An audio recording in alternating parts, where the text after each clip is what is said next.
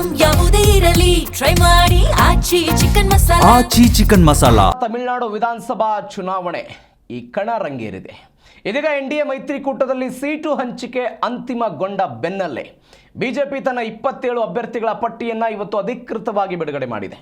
ಮೈತ್ರಿ ಒಪ್ಪಂದದಂತೆ ಒಟ್ಟು 234 ಕ್ಷೇತ್ರಗಳ ಪೈಕಿ ಎಐಎಡಿಎಂಕೆಗೆ 169, ಬಿಜೆಪಿಗೆ 27, ಪಿಎಂಕೆ 18 ಮತ್ತು ಎಎಂಡಿಎಂಕೆಗೆ 11 ಕ್ಷೇತ್ರಗಳಲ್ಲಿ ಇದೀಗ ಸೀಟುಗಳು ಹಂಚಿಕೆ ಆಗಿದ್ದು, ಬಿಜೆಪಿಯ ಕೇಂದ್ರ ಸಚಿವ ಎಲ್ ಮುರುಗನ್, ಅವಿನಾಶಿ, ಮಾಜಿ ರಾಜ್ಯಪಾಲೆ ತಮಿಳಿಸೈ ಸೌಂದರರಾಜನ್ ಮೈಲಾಪುರ ಕ್ಷೇತ್ರ, ವನತಿ ಶ್ರೀನಿವಾಸನ್ ಕೊಯಮತ್ತೂರು ಉತ್ತರ ಇವರೆಲ್ಲರನ್ನು ಕೂಡ ಕಣಕ್ಕಿಳಿಸಿರುವುದು.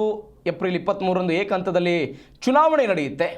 ಎಲ್ಲಕ್ಕಿಂತ ಹೆಚ್ಚಾಗಿ ಅಣ್ಣಾಮಲೈಯವರಿಗೆ ಟಿಕೆಟ್ ಇಲ್ಲ. 2021ರ ವಿಧಾನಸಭಾ ಚುನಾವಣೆಯಲ್ಲಿ ತಮಿಳುನಾಡಲ್ಲಿ ಅಣ್ಣಾಮಲೈ ಚುನಾವಣೆಗೆ ಸ್ಪರ್ಧೆ ಮಾಡಿದ್ರು. ಅರವಕುರಿಚಿ ಕ್ಷೇತ್ರದಿಂದ ಅವರು ಚುನಾವಣೆಗೆ ಸ್ಪರ್ಧೆ ಮಾಡಿ ಚುನಾವಣೆಯಲ್ಲಿ ಸೋಲನ್ನು ಅನುಭವಿಸಿದ್ರು. ಅದಾದ ನಂತರ ಬಿಜೆಪಿಯ ತಮಿಳುನಾಡು ರಾಜ್ಯಾಧ್ಯಕ್ಷರಾಗಿದ್ದರು ಕೆ ಅಣ್ಣಾಮಲೈ. 2024ರ ಲೋಕಸಭಾ ಚುನಾವಣೆಯಲ್ಲಿ ಕೊಯಮತ್ತೂರು ಲೋಕಸಭಾ ಕ್ಷೇತ್ರದಿಂದ ಚುನಾವಣೆಗೆ ಸ್ಪರ್ಧಿಸಿ 4,50,000 ಮತಗಳನ್ನು ಅಣ್ಣಾಮಲೈ ಪಡೆದುಕೊಂಡಿದ್ದರು.